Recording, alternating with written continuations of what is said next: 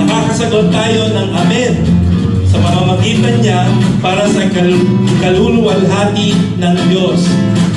Sino rito nagluluwalhati sa Panginoon?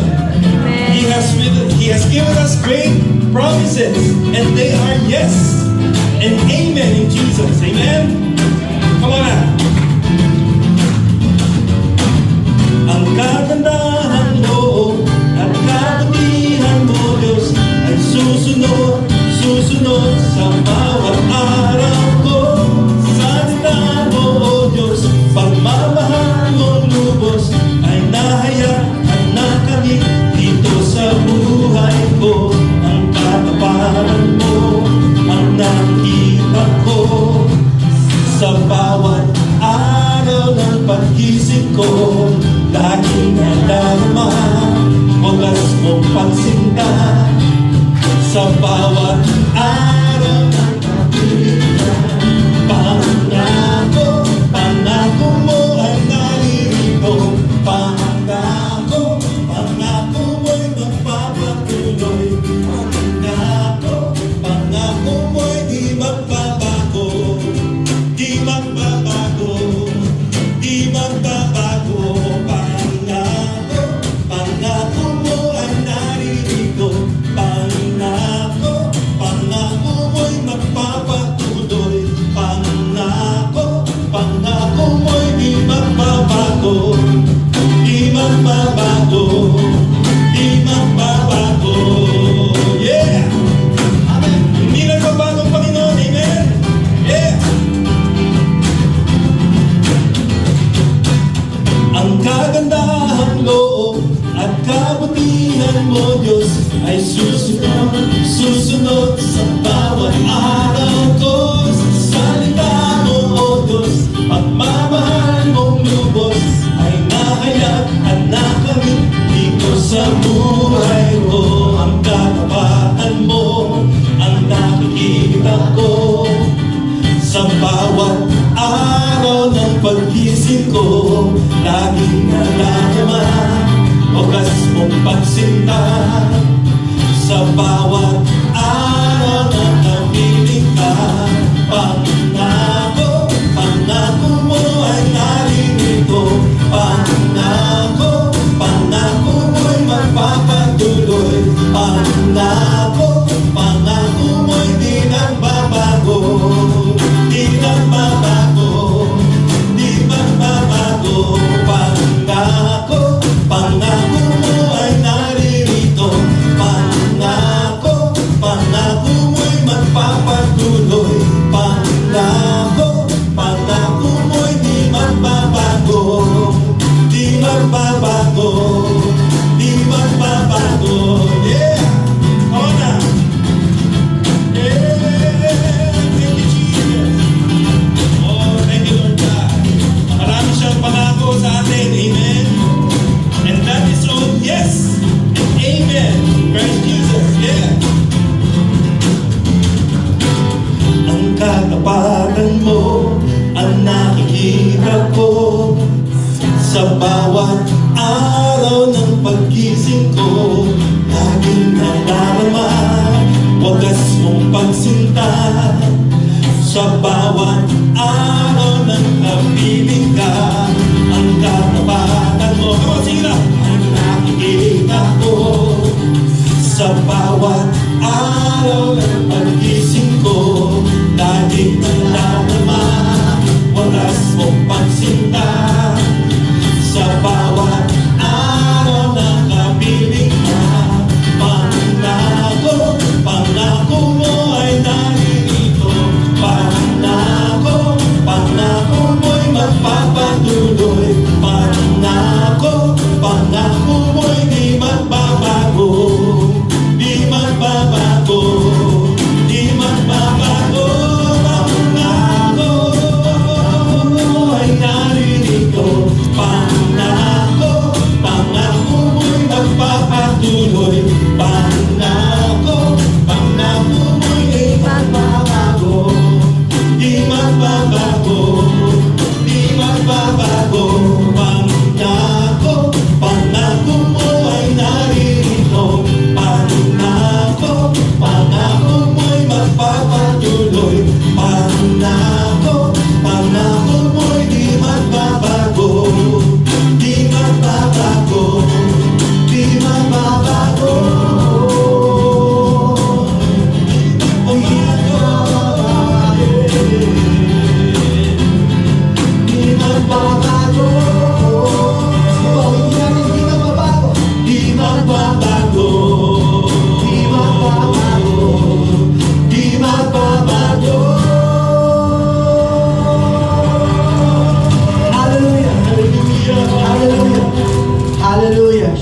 Totoo na ang pangako ng Panginoon, hindi mapapako.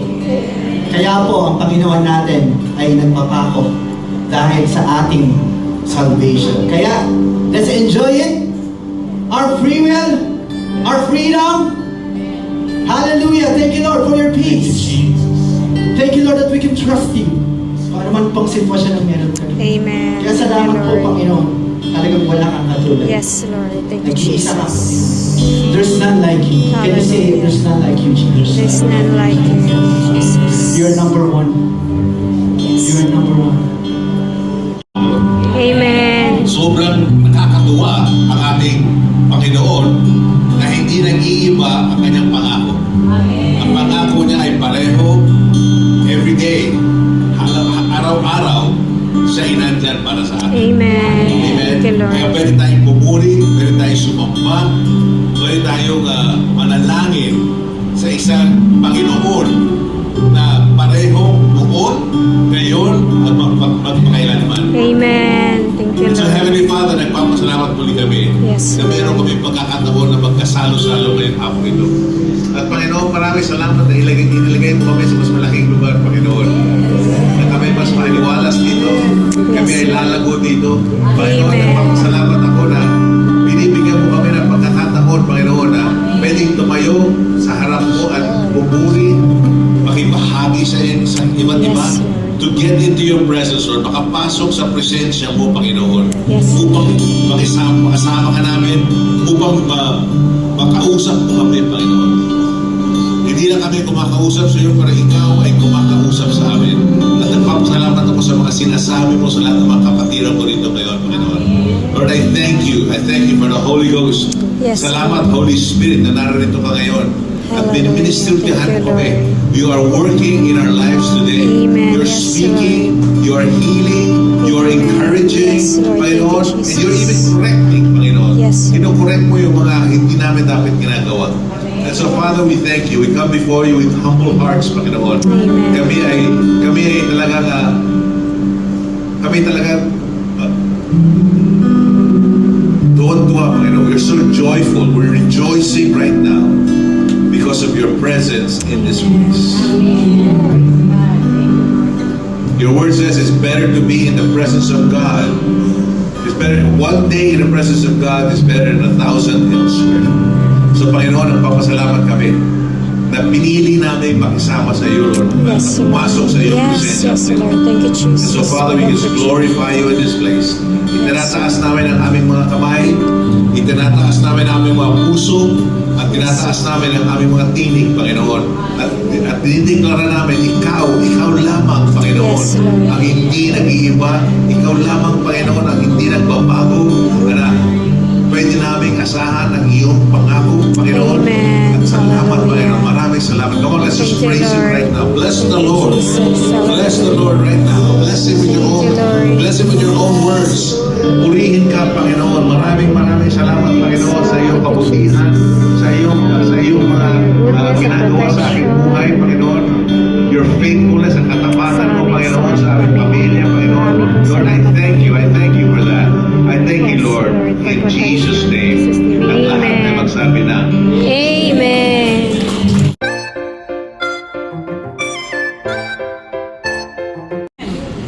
Amen. Kasi kung hindi tayo marunong mag-isip, paano natin gagawin yung dapat natin gawin? Mga simpleng bagay lamang. Kaya nga, ang pinaka-importante sa atin ay ang ating pag-iisip, ang ating mind, ang ating mga utak, ang ating brain. Di po ba? Kaya nga, sa hospital, yung mga doktor, ano bang ginagawa? Hinihintay nila bago ideklara ang isang taong patay, hindi na umaandar yung kanyang brain. Parang kumbaga, brain dead. Di ba? And so today, pag-uusapan natin ay ang ating pag-iisip. Okay? Na kailangan tama ang ating pag-iisip. Alright? Okay, sige. Alam mo naman natin na tayo ay three-part being, di po ba? Tayo ay spirito, may kaluluwa, na merong katawan, na nasa katawan. Okay? Lahat yan importante. Pero ang punteriya natin or ang focus natin is our mind, which is part of the soul. Sabi nga sa 1 Thessalonians chapter 5, verse 23, ang sabi dito, "Now may the God of peace Himself sanctify you completely, and may your whole spirit, soul, and body be preserved blameless at the coming of our Lord Jesus Christ." Yan. So, ang sinasabi dito ng Diyos ay gusto niyang i-preserve ang ating espiritu, ating kaluluwa, at ating katawan. Kapag lahat yan importante. Alright? Prosperity, yung kaganahan, at saka ang victorious living. Yun ang gusto natin, diba? We want to be prosperous and we want to have victorious living. Is konektado siya sa anong kondisyon ng ating kaluluwa. Okay? At alam niya ng Panginoon, kaya nga ini-encourage niya tayo palagi. Diba? That's why He sent us Jesus to redeem us from mental struggles. Alam niyo ba, marami tayong mental struggles. Kaya nga sinabi sa Isaiah 53, verse 5, sabi dito, "But He was wounded for our transgressions, He was bruised for our iniquities, the chastisement for our peace was upon Him, and by His stripes we are healed." Amen? Itong verse 9 na to, "But He was wounded for our transgression, He was bruised for our iniquities, the chastisement," ano ba yan? Yung punishment ng ating kapayapaan ay nilagay sa Kanya. Ibig sabihin yan, yung dahil ginawa yan ng Panginoon, binigay kay Jesus yung kaparusahan ng kapayapaan natin, tayo ngayon ay magkakaroon na ng kapayapaan. Amen? Amen. Because Jesus took on the chastisement of our peace, tinanggap niya yung parusa sa ating pagkawala ng peace, tuloy, binigyan tayo ng kapayapaan. Amen? And so, He came to give us peace of mind. Ano ba? Sino ba si Jesus? Isa pang pangalan ni Jesus ay Prince of Peace. So siya ang prinsipe ng ating kapayapaan. And God wants us to have peace of mind. Okay? He wanted to give us peace of mind. Yeah. That's also one of the reasons why Jesus had to die on the cross, para you and I will have peace of mind. Amen? Alam niyo yung peace of mind? Sa gabi nakakatulog kayo na mahimbing. Hindi kayo kailangan mag-sleeping pills. Hindi kayo nag-iisip ng ano mga issues, ano mga problema, ano mangyayari. Hindi kayo nag-iisip kung ano mangyayari bukas. Paano to? Paano yan? Paano to? Hindi kayo nag-iisip. You now have peace. Okay? Kasi may titiwala kayo.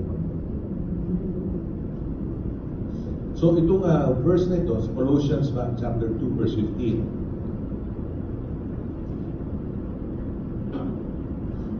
Sabi dito, "Having disarmed principalities and powers, He made a public spectacle of them, triumphing over them in it." So, dito pinapakita ng salita na may tagumpay na si Jesus mula sa demonyo. Di ba? And because He already triumphed, He had victory over the enemy, tayo rin merong victory over the enemy. Amen? Tayo ay matagumpay rin. And so, ang sinasabi niya dito is that the enemy has been disarmed, tanggalan na siya ng lakas, and made powerless to harm us.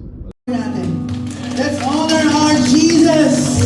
Let's make Him famous right now in the name of Jesus. Oh, thank you, Lord Jesus. Oh, your mercy never fails. They are good. We declare this today in our hearts, deep down in our hearts, in our families, in our homes, in what we do every day. Salamat po, Panginoon. Steadfast love of our Lord never ceases. His mercies never come to an end. They are new every morning, new every morning. Great is thy faithfulness.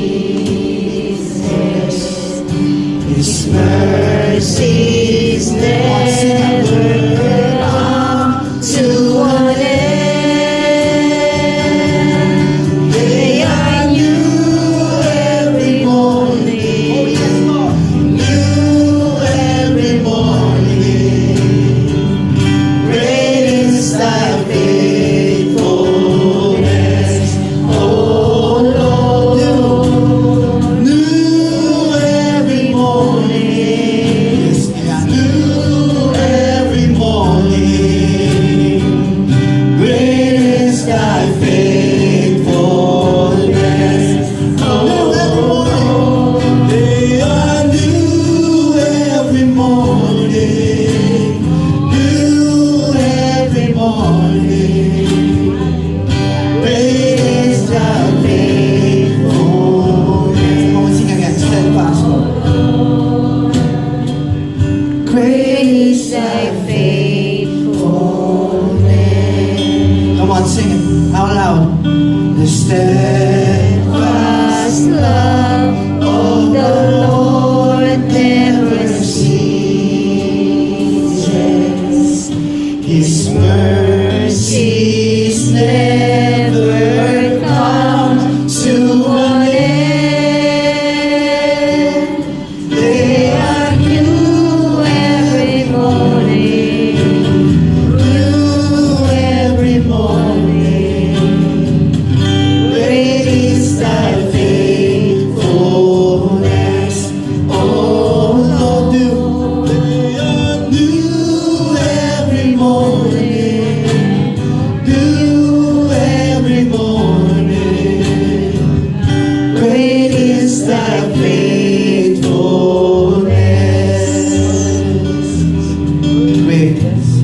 Great is thy faithfulness. Oh Lord God, great is thy faithfulness. Come on, a mighty shout of praise. Oh, thank you, A mighty shout of Jesus. praise. Oh, yes, God. Come on, Palapakan natin, a Panginoon. mighty shout. Napakabuti ka sa atin. Jesus. Oh, wala kang katulad. Wala kang katulad. Awitin ko man lahat ng awit sa mundo. Di kayang ilarawan ang kadakilaan mo. Kulang ang lahat ng tula, kulang maging mga salita upang ihayag ang kabutihan mo. Pitin pa natin. Awitin ko man lahat ng awit sa mundo. Di kayang ilarawan kadakilaan mo.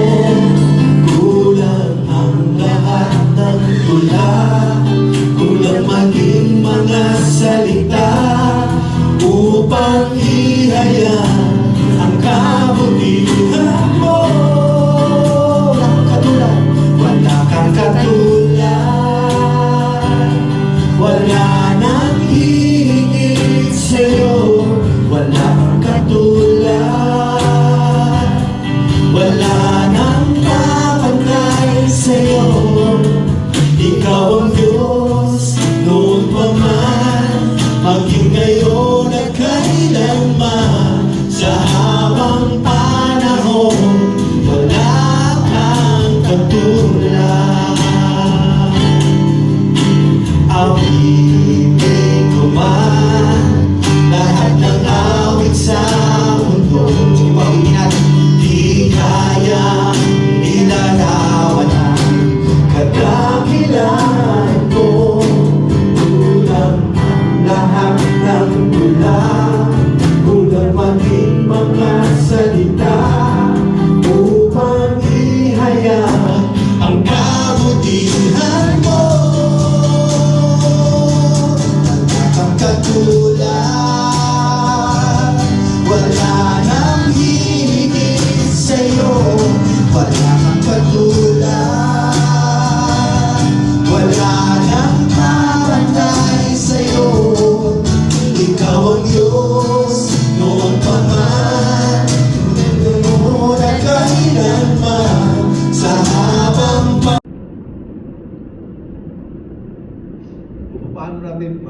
paano tayo mabuhay sa ating buhay, how we love and care for people is based on what we think it means to be loving in the first place.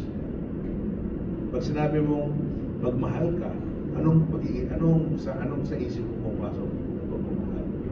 Kasi yung iba nagmamahal kasi meron sila makukuha. Complete, di ba? Hindi yung reciprocal love.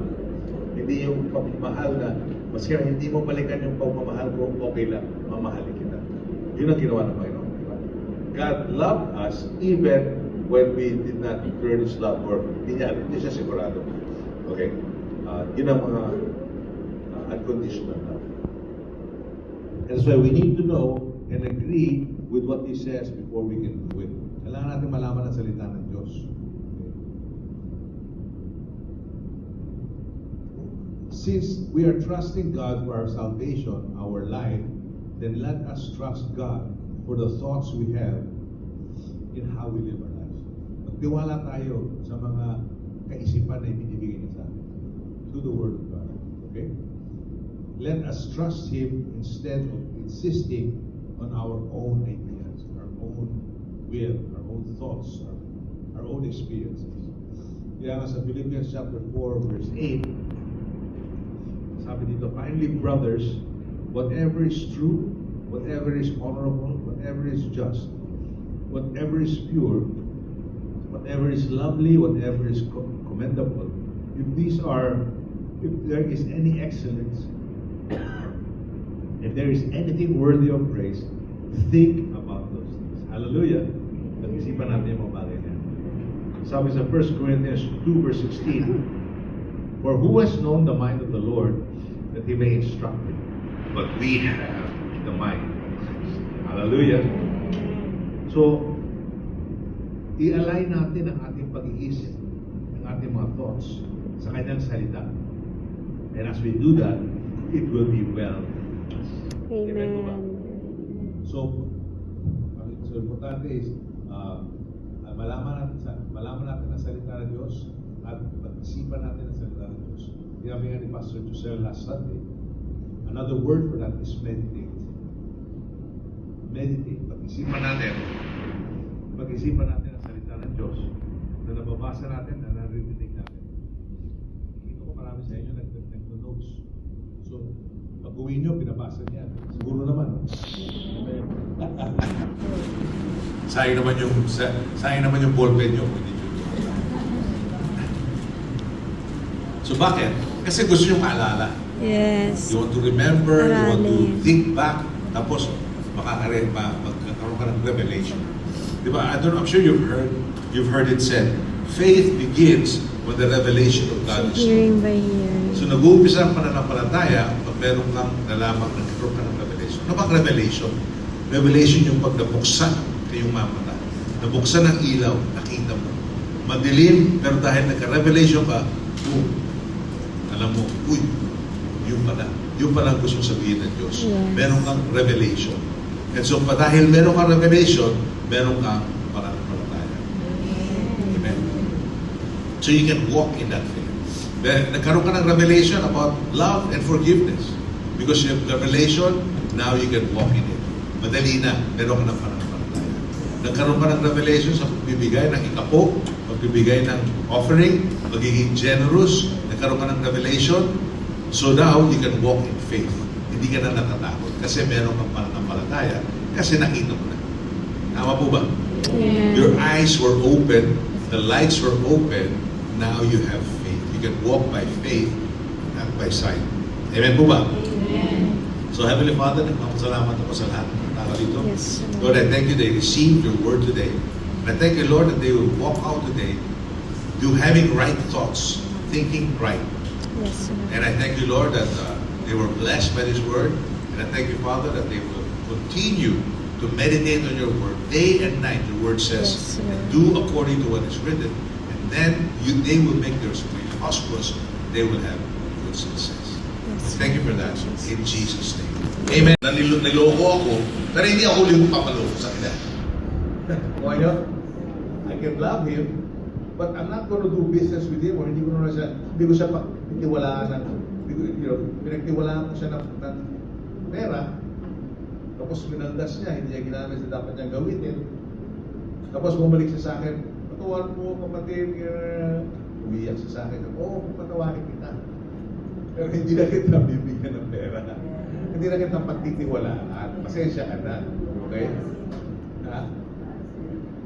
So, hindi na kita pagtitiwala kasi ipinakita mo na yung wala kang faithfulness. Hindi ka tapat sa mga pinagsasabi mo. So yun. So, God is concerned with our whole being. Okay? So, He wants our spirit to continue to grow day by day from glory to glory. Amen. Pinag-usapan na natin noon, di ba? Gusto natin maging mature, gusto natin lumago, gusto natin lumakas sa ating spirituality because God wants us to walk by faith and not by sight. Kung paano tayo maglalakad by faith and not by sight kung mahina ang ating spiritual man. Amen? Kailangan malago at malakas at ating spiritual man. So, He wants our spirit to continue to grow day by day. He wants our soul to prosper. Yan ang ibig sabihin ng prosperity of our soul. To be in the peace and to be in peace and full of joy. Kaya nga palagi sinasabi ng salita ng Diyos, rejoice always, I say rejoice. Rejoice. Yung kagalakan mo ay hindi nakadetermine kung ano nangyayari sa labas. Ang iyong kagalakan, ang iyong kapayapaan is determined by your relationship with God. Amen. Who God is in your life. Amen po ba? Kasi kung ang kagalakan natin, ang kapayapaan natin ay nakabase sa labas, kung ano nangyayari, may pera ka, maganda yung negosyo mo, pinamahal ka ng misis mo, lahat ng anak mo, mabubuti. Pag nawala yun, wala ka ng kagalakan, wala ka ng kapayapaan. Pero kaya dapat ang ating kapayapaan at kagalakan ay nakadetermine sa kabutihan ng Diyos. Amen? Amen.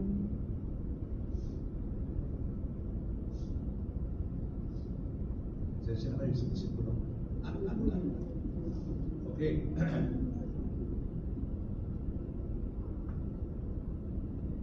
So, yun na, gusto ng Panginoon malusog tayo sa katawan, gusto niya malusog tayo sa ating spiritual death. Okay? Kaya nga, critical kasi na malusog tayo at malakas at prosperous ang ating kaluluwa at ating mind sapagkat ito ang inaatake ng kalaban. We've all heard the term that the mind is the battlefield. The battlefield of the enemy is the mind. Dito yung kanyang, ang ating mind, ang kanyang inaatake. Amen? Bakit? Kasi alam niya na nandyan yung center, yung core ng ating decision making. Kung maatake niya yung mind mo, ano mangyayari? Pwede kanyang influensahin na huwag sumunod sa Diyos.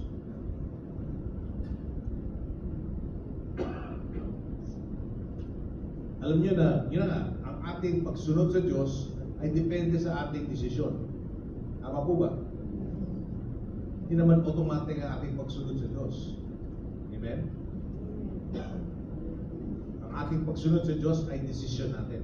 It is our will. We decide, am I going to follow God or not? Every time God speaks to us, every time the Holy Spirit speaks to us, we're in prayer, sabihin niya sa iyo, sumunod ka dito, pag kita mo, mahirap, paano ko gagawin, hindi ko alam gagawin, parang natatakot ka. Tama? That's why sa libro ni Joshua, ano bang sinabi niya? Be strong and be of good courage. Anong ginagawa niya? Kasi si Joshua ang nagpapalit kay Moses. And now Joshua has now a big responsibility na ilabas ang mga Israelita upang pumunta sa promised land. Tama po, natandaan niyo yung storya niya, di ba? So in Joshua chapter 1, ilang beses niyang ini-encourage, be strong and be of good courage. I am with you always. Okay? I believe na dahil kayo ay naniniwala at nagtitiwala at meron pananampalataya sa Panginoon na ginawa niyo na siya Lord and Savior, pag may nangyari sa inyong mga katawan today or tomorrow, whatever day, diretso tayo sa Panginoon. Kaya hindi tayo natatakot sa ating kamatayan, di po ba? Amen? Yeah, of course, we don't want to die. Gusto natin mabuhay kasi meron pang pinapagawa ang Panginoon sa atin. Habang kayo ay humihinga at nakakalakad at naririto ngayon, meron pang gustong pagawin ng Panginoon sa inyo. Amen. Tama? So, ako, araw-araw nagpapasalamat ako na ako ay nakagising sa umaga. I woke up and I'm able to do what God has called me to do. Amen? Pero one day, all of us, there will come to a time na all of us will eventually pass away, pero our body will remain to the ground and our spirit being will go up to heaven. Hallelujah? So we are spirit beings because God made us according to His image and likeness. Ayon sa kanyang larawan at wangis. We have been created according to His image and likeness. And because God is a spirit, you and I are all spirits. Amen? Spirito tayo. So, and of course, dahil tayo spirito, we are all eternal beings. In other words, habang buhay tayo mabubuhay. And so, because we are eternal beings, we have a soul, which is our mind, will, and our emotions. Yan tatlong yan ay kabahagi ng ating kaluluwa. Meron tayong mind, meron tayong will, meron tayong emotions. That's why, ang ating kaluluwa, ano ba ang tawag natin sa kaluluwa natin? Ang ating kaluluwa is the center, the decision-making center of our life. Amen? Dito tayo nag-decision. Okay? We make a decision kung anong gagawin natin. Because nandyan ang ating decision-making center, ang ating soul, nandyan ang ating mind, our will, and our emotions. Kaya, I'm sure madami yun na beses na narinig na hindi God does not go against our will. Di po ba? Hindi niya, na meron tayong free will, ika nga. And so we know that we have a free will and God honors our free will. Amen? Okay. So as believers, we make our spiritual decisions because we are receptive to the Holy Spirit. Kasi our spirit man is alive and is able to hear from the Holy Spirit. Alam niyo ba, ang spirit man nyo, spirito nyo, ay siya lang ang nakakarinig sa Holy Spirit. Amen? So, our spirit man, because we are born again, buhay ang ating spirito, nakakarinig sa Holy Spirit. And because our Holy Spirit is alive, our spirit is alive, it now hears from the Holy Spirit. At ang Holy Spirit na nagbibigay sa atin ng spiritual food, binibigyan tayo ng lakas, binibigyan tayo ng spiritual food or spiritual things that we need for our walk. Kasi nga ang ating katawan ay flesh, okay? And our earth suit, which is also called our tent, our house, and the temple. Ano ka salita mo?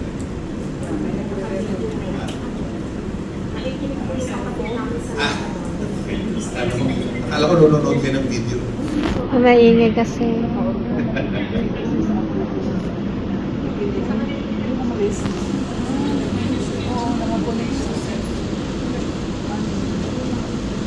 Okay, saan ba tayo? So as believers, tayo ay mananampalataya, di po ba? As believers, our spirit man has been made alive in Christ. We are now a new creation in Christ. Tama po ba? Kayo ay bagong nilalang. And because we are new creations in Christ, our spirit man can now hear or receive, nakakatanggap ang ating spirit man mula sa Holy Spirit. Kasi kung hindi tayo born again, hindi nakakarinig o hindi nakakatanggap ang ating spirito mula sa Holy Spirit. So we are now a new creation in Christ. We're new creatures in Christ. And also, things have passed away and behold, all things have been made new. So the Holy Spirit speaks to our spirit man, who in turn influences our soul. Alam niyo bang ang spirit man, ang Holy Spirit, ang siya nag-i-influence sa atin through the spirit man. So yung spirit man natin nakaka-receive ng spiritual things, yes? Nagbabasa tayo ng Bible, nakaka-receive tayo ng spiritual things, na lumalago ang ating spiritual maturity. Okay? Pero, yan ay yung desisyon. Nakuha niyo? Yes. Kasi kung hindi yung gagamitin yung spiritual things na binigay sa atin ng Holy Spirit, mananatili kayong parang sanggol. hindi kayo lalago. Hindi kayo lalaki. magmamature. Amen? And so, that's why our spirit is now receiving from the Holy Spirit. And if we allow it, pag pinapayagan natin, ang spirit man natin ay nag-i-influence ngayon sa ating soul, sa ating kaluluwa. Amen? Amen. Alam niyo yung mga influencers, di ba? Ngayon, mga kabataan, maraming influencers sa TikTok, sa kung saan-saan, di ba? Anong ginagawa nila?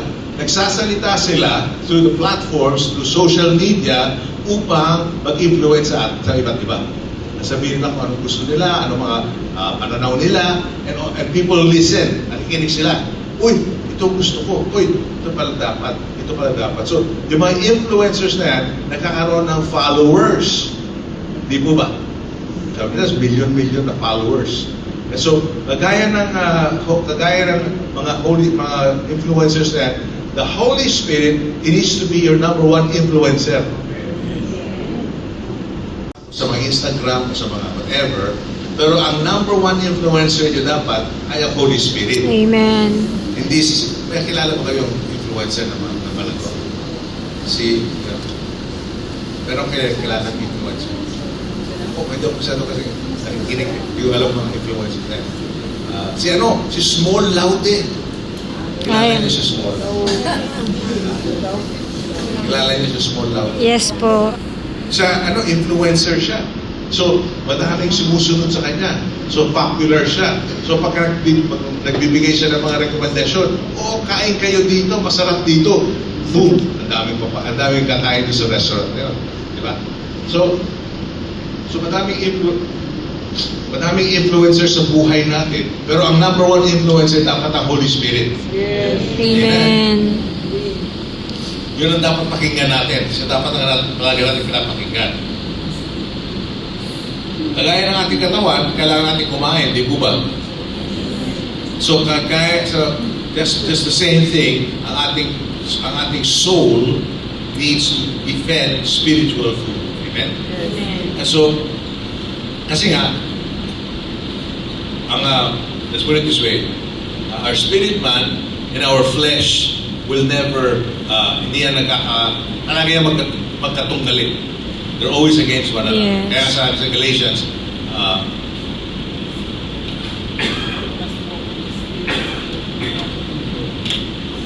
Galatians 5:16.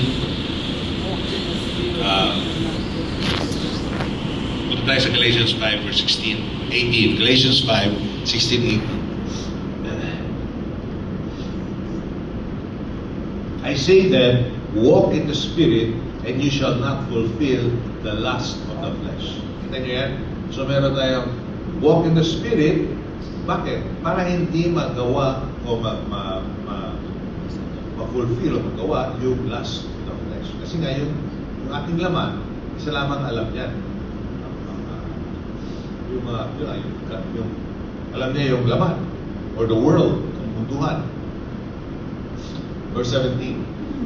For the flesh lusts against the spirit, and the spirit against the flesh, and these are contrary to one another, so that you do not do the things that you wish, but if you are led by the Spirit, you are not under the law. So, ang gusto ko sabihin sa inyo dito is that our spirit, yung spirit, Holy Spirit, is always against the flesh. Maglalaban palagi yan. Ang Holy Spirit, nasabihin sa iyo, magmahal, magpatawad, maging pasyensya, maging mabait. Tama?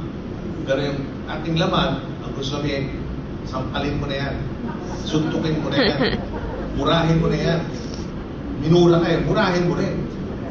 Yan ang laman di ba? Gusto nang higante, gusto gumante. Yan ang laman. Sasabihin sa iyo, asama ng ginawa niya sa iyo. Dapat, wala na siyang, huwag patawarin yan. Hanggang mabulgul siya sa iyo. Ganyan. Kaya yan ang flesh. So our flesh wants one thing, ang ating spirit wants another thing. And how many of you know that whoever is stronger will be followed? Kung mas malakas ang iyong laman, susundan mo yung laman. Kung mas malakas ang Holy Spirit, ang Espiritu mo, ang Holy Spirit, sa Spirit mo, your spirit man is stronger kasi nga napapakain ng Holy Spirit nakikinig sa Holy Spirit, nagdadasal ka, nananalangin ka, o punta ka sa Jubilant Believer, hallelujah. Nag-a-attend ka ng Jubilant Believer at marami ka natutunan dito. Anyway, my point is, kung sino ang mas malakas, siya ang mag-i-influensya. At ang ating kaluluwa, ngayon, ang magdidesisyon. Sino ang magdidesisyon? Ang ating kaluluwa. So now our soul will go with the stronger one. Kung sino mas nakaka-influence sa atin. Kaya sinabi ko kanina, ang number one influencer nyo dapat si Holy Spirit. Amen. Kasi kung influencer mo, si ganito, si ganyan, ano yan, hindi ko masasabi masama sila. Pero ang sinasabi ko is, siyempre, tao lang sila. So they have worldly thoughts, worldly ideas, tama? And so, in the end, walang kapatayan. Sabi ko natin, walang kapatayan Panginoon. And so, these people do not compare with God. I'm not saying masama sila. Ang sinasabi ko lang is, kung gusto mo talaga ng tunay na katalinuhan, godly wisdom, makinig tayo sa Holy Spirit. Amen? Sumunod tayo sa salita ng Diyos. Okay? So sabi nga sa Galatians, yung Holy Spirit, the walk in the Spirit, and you will not fulfill the lust of the flesh. Explain ko na sa inyo noon yan, Peko.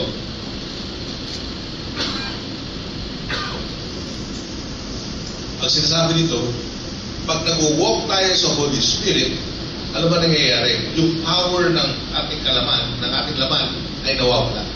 Para yung appliance, yung electric fan.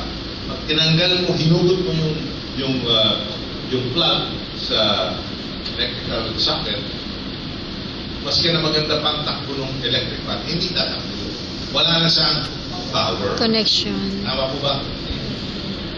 So yun ang ginagawa nyo. Tinatanggal niyo yung lakas, yung power ng laman. You're making it ineffective. Hindi nyo binibigyan ng lakas ang inyong fleshly desires. Yeah. So yung desire mo na kumanting, yung desire mo na hindi magpatawad, yung desire mo na sampalin yung tao, yung desire mo mag-away, magbura, at lahat, nawawala po yan. Amen? Wala ka ng desire. Wala ka ng gusto, hindi mo na gustong gawin yun. Kasi, mas malakas ang impluensya ng Holy Spirit. Amen. Na nagsasabi sa iyo, patawad ka. Mahalin mo. Maski nakaaway mo, mahalin mo pa rin. Wala ko amen ko.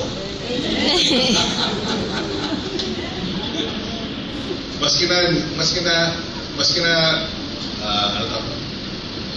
niloko ka, lapastangan ka, okay?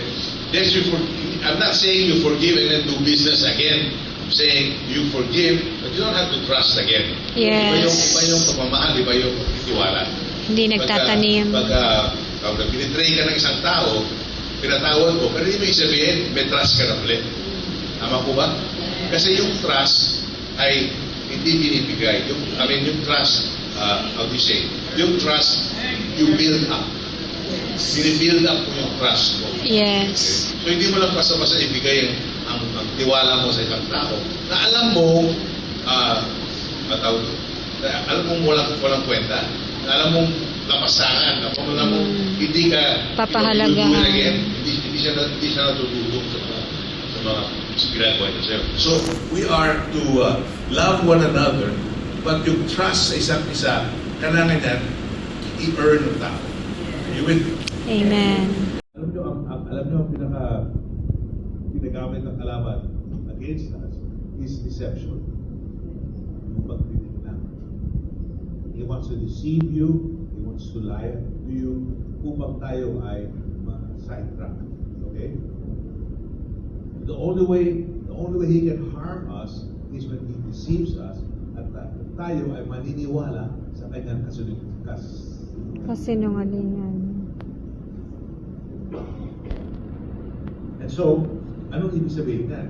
So dapat tayo ay marunong lumaban sa kanyang deception. Amen? Alam niyo yung spiritual warfare po yan. And so because our warfare is spiritual, ang ating sandata ay hindi natural, not carnal, but mighty in God. Spiritual din po ang ating mga sandata. Amen? At ano yung sandata na yan? Sabi sa Hebrews that He has given us the sword of the Spirit, sword, which is the Word of God. So ang gagawin, ang sandata natin, salita ng Diyos. That's our sword. Are you with me? So anong ginagawa natin? When the enemy throws things at us, yung ating mga, sa ating mga kaisipan, sa ating in our mind, pag meron siyang binibigay sa atin, o meron siyang pinatapon sa atin, na hindi natin, na kailangan natin kalabanin. Alam niyo ba kailangan yung kalabanin ng kalaban? Kaya nga kalaban. So you have to fight him Through the Word of God. Amen? So itong mga ganito, tinuturo sa atin na salita ng Diyos. In 2 Corinthians chapter 16, chapter 10, verse 5,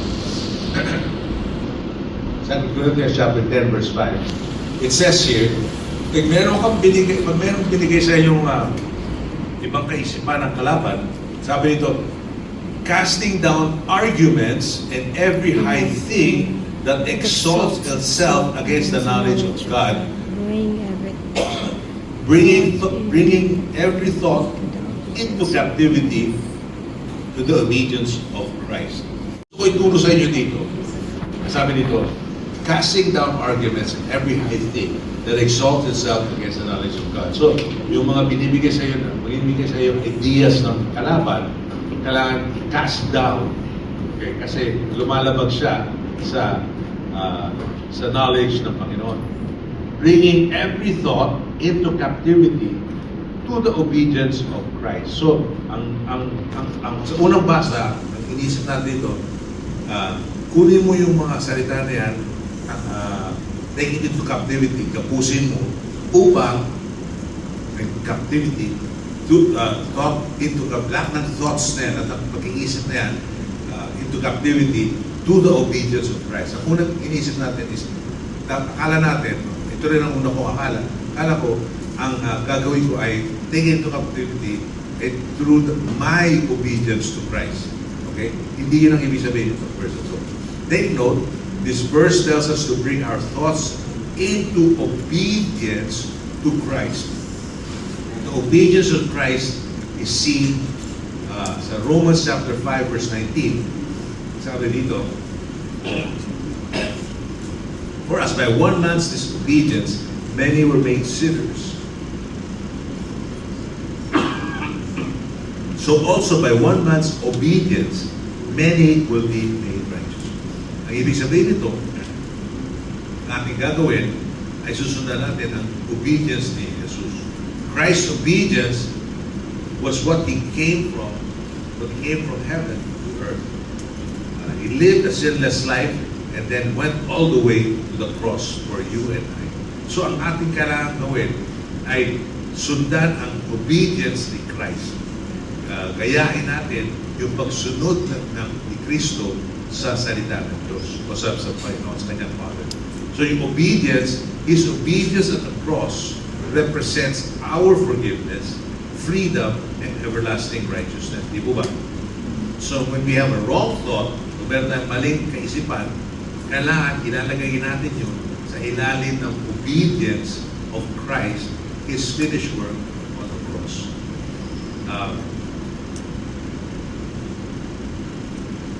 So, gusto kong sabihin dito sa inyo is that hindi natin kayang labanan ang mga thoughts na yan sa ating sariling pagsunod. O yan, iba yung ating pagsunod, our obedience, iba yung obedience ni Christ. Hamak na mas malakas ang obedience ni Christ kaysa sa ating obedience. Ako yan. Kasi nga, instead of us, sige Lord, susundan ko yung gusto mong gawin ko. Hindi, walang lakas yan. Ang may lakas ay yung obedience of Christ. Obedience of Christ, not obedience of Pastor Joey, not obedience of you, not obedience of anybody else. It's obedience of Christ. Okay? We put it under the obedience of Christ, His finished work on the cross. So let's remind ourselves, paalalahanan natin, na dahil sa ginawa niya sa krus, tayo ay blessed, healed, prosperous, pure, and blameless. 26. Fix your eyes on On Jesus. Jesus. Fix your eyes on Him. Trust in Him. Okay? And you will be blessed. Alright? So as you do this, you will find that you are thinking right. At tamang pag-iisip ay si Jesus lamang. Pwede gumawa. Right? That's the right thinking. Hindi yung kaya mong gawin. Ako ang susunod. It's my obedience. It's my, aking sacrifice. Then, it's the sacrifice of Jesus on the cross. It's His obedience on the cross. Pwedeng magkakita niya. Kaya nga, that's why yung ating panlaban ay ang sword of the Spirit, which is the Word of God. Okay ba kaya? So, pag ginawa natin ito, pag sinunod natin, alam natin na obedience of Christ, okay, makikita natin na yung right thinking natin, okay, magkakaroon tayo na tagumpay sa buhay. Right? And so when the disciples asked Jesus, which is a great commandment in the law, Jesus said in Matthew 22, verse 37, Jesus said, "You shall love the Lord your God with all your heart, and with all your soul, and with all your mind." This is the first and great commandment. So doon yung sinasabi ng Panginoon, ang ating pagmamahal ay gamit ng ating pag-iisip. So right thinking results in right living. Kung paano tayo mabuhay sa ating buhay, how we love and care for people is based on what we think it means to be loving in the first place. Pag sinabi mong magmahal ka, anong sa isip mo pumapasok ng pagmamahal? Kasi iba nagmamahal kasi meron silang makukuha. Correct, di ba? Hindi yung reciprocal love. Hindi yung pagmamahal na maski hindi mo balikan yung pagmamahal ko, okay lang, mamahalin kita. Yun ang ginawa ng Panginoon. Diba? God loved us even when we did not return His love or hindi siya sigurado. Okay? Yun ang mga unconditional love. And that's why we need to know and agree with what He says before we can do it. Kailangan natin malaman ang salita ng Diyos. Okay? Since we are trusting God for our salvation, our life, then let us trust God for the thoughts we have in how we live our lives. Magtiwala tayo sa mga kaisipan na ibinibigay niya sa atin through the Word of God. Okay? Let us trust Him instead of insisting on our own ideas, our own will, our own thoughts, our own experiences. Kaya nga sa Philippians chapter 4, verse 8, sabi dito, "Finally, brothers, whatever is true, whatever is honorable, whatever is just, whatever is pure, whatever is lovely, whatever is commendable, if there is any excellence, if there is anything worthy of praise, think about those things." Hallelujah! Pag-isipan natin yung mga bagay na yan. Sabi sa 1 Corinthians 2 verse 16, "For who has known the mind of the Lord that He may instruct Him? But we have the mind of Christ." Hallelujah! So, i-align natin ang ating pag-iisip, ang ating mga thoughts sa Kanyang salita. And as we do that, it will be well. Amen. So importante is malaman natin ang salita ng Diyos at pag-isipan natin ang salita ng Diyos. Sinabi nga ni Pastor Josel last Sunday, another word for that is meditate. Meditate. Pag-isipan natin ang salita ng Diyos na nababasa natin, na naririnig natin. Ito ko marami sa inyo nag-notes. So, pag-uwi nyo, pinabasa niya. Siguro naman. Sayang naman yung ballpen nyo. So bakit? Kasi gusto nyo maalala. Yes. You want to remember, you want to Aralin. think back, tapos magkakaroon ka ng revelation. Di ba? I'm sure you've heard it said, faith begins when the revelation of God is Hearing by hearing. So nag-uumpisa ang pananampalataya pag meron kang nalaman, nagkaroon ka ng revelation. Ano bang revelation? Revelation yung pag nabuksan kayong mamata.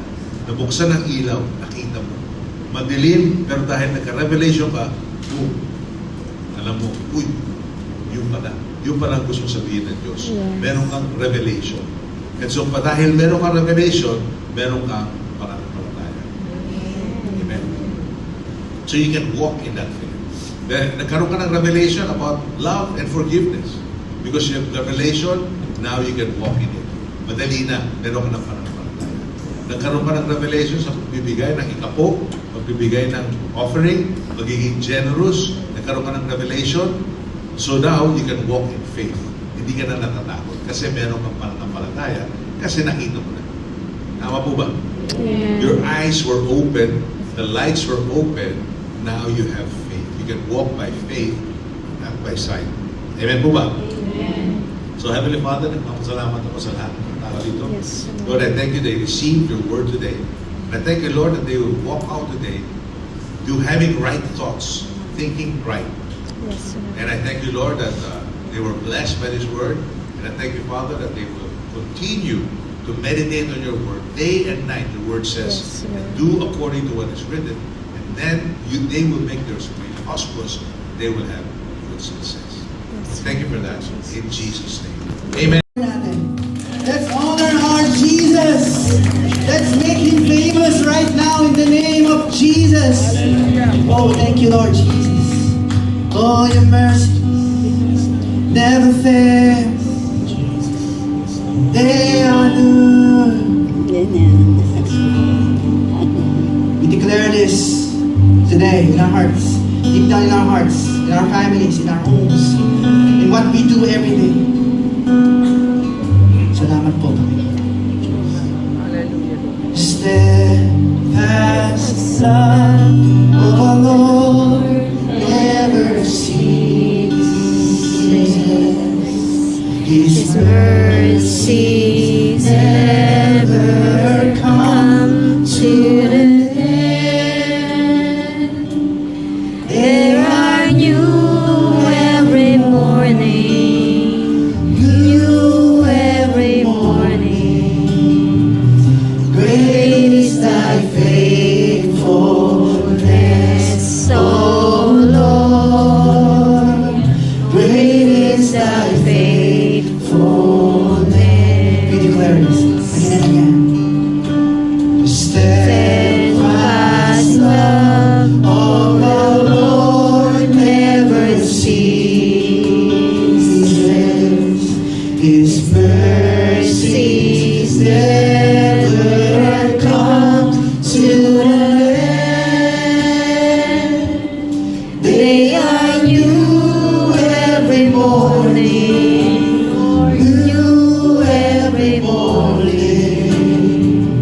Great is thy faithfulness, O Lord. Great is thy faithfulness. Come on, you declare. Steadfast love of the Lord never ceases.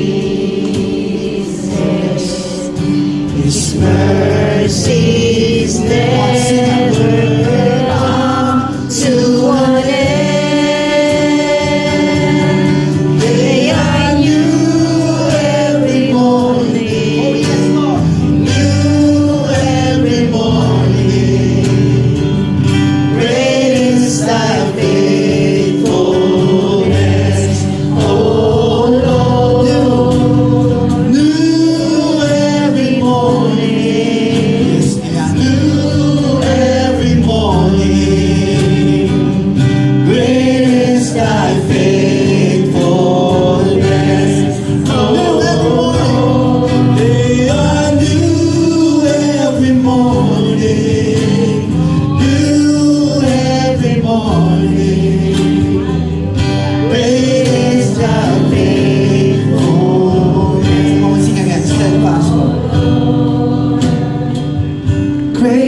is thy faithfulness. Come on, sing it out loud.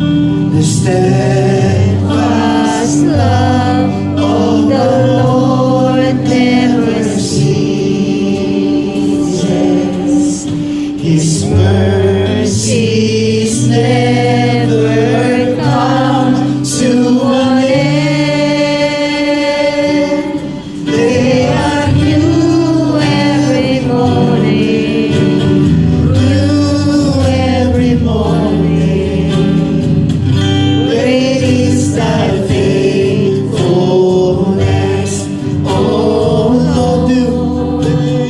New every morning, new every morning.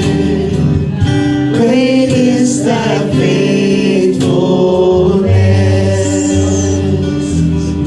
faithfulness. Great is thy faithfulness, oh Lord God. Great is thy faithfulness. Come on, a mighty shout of praise. Oh, thank you, A mighty shout of Jesus. praise. Oh, yes, God. Come on, Alam natin, a Panginoon. mighty shout. Napakabuti ka sa atin. Jesus. Oh, wala kang katulad. Wala kang katulad. Awitin ko man lahat ng awit sa mundo. Di kayang ilarawan ang kadakilaan mo. Kulang ang lahat ng tula, kulang maging mga salita upang ihayag ang kabutihan mo. Pitin po natin. Awitin ko man lahat ng awit sa mundo.